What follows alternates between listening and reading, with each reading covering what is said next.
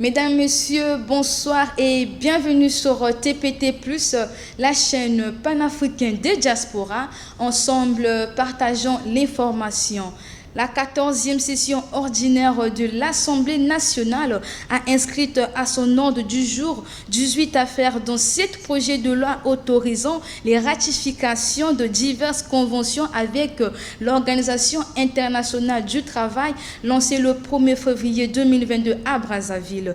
Il est à savoir que 2 nouvelles affaires se sont ajoutées aux 16 retenues lors de la conférence des présidents, au nombre desquelles figure le projet de loi portant loi d'orientation sur le développement durable, le projet de loi autorisant la ratification de la convention numéro 121 de l'Organisation internationale du travail, le projet de loi autorisant la ratification de la convention de l'Organisation internationale du travail sur les conditions de travail dans les restaurants et hôtels, ainsi que le projet de loi autorisant la ratification de la convention de l'Organisation internationale du travail sur la protection des créanciers des travailleurs en cas d'insolvabilité de leurs employés, ainsi que celle de la sécurité et la santé dans l'agriculture. À cet effet, la représentation nationale planchera par ailleurs sur les propositions de loi portant création de l'ordre des ingénieurs en République du Congo, régissant la profession d'ingénieur du Congo et celle portant peine de subsistance à la peine de mort dans ce pays.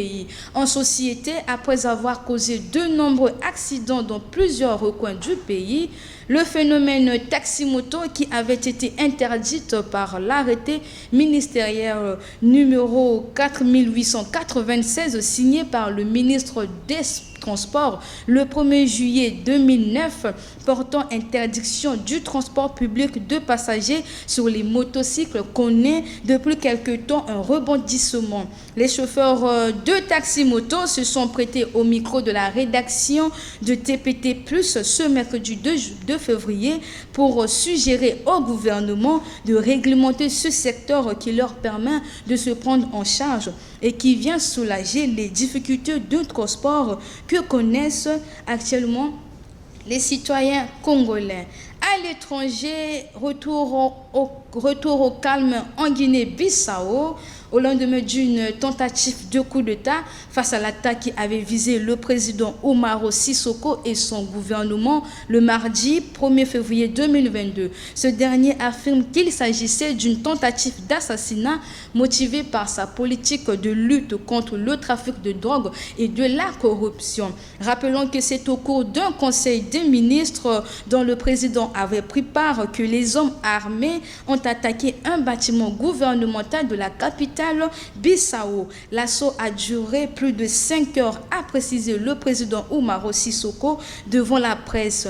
Ces échanges de tirs avaient fait de nombreuses victimes, mais la situation est désormais au calme dans le pays, même s'il subsiste de nombreuses zones noires dans cette attaque. Le président Umaro Sissoco, entouré de son premier ministre, du ministre de la Défense et de ses principaux conseillers, tous unis et en bonne santé.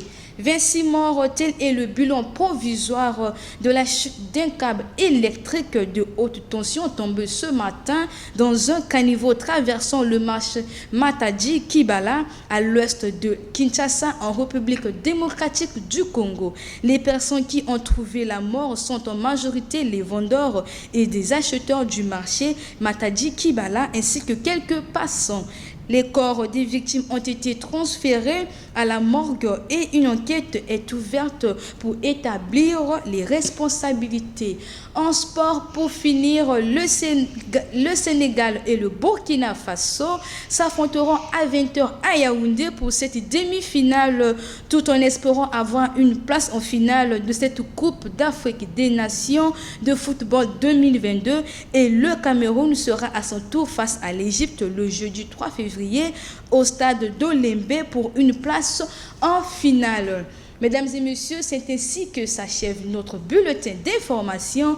Merci de partager l'information à vos proches. À bientôt et bonne suite des programmes sur notre chaîne YouTube TPT TV.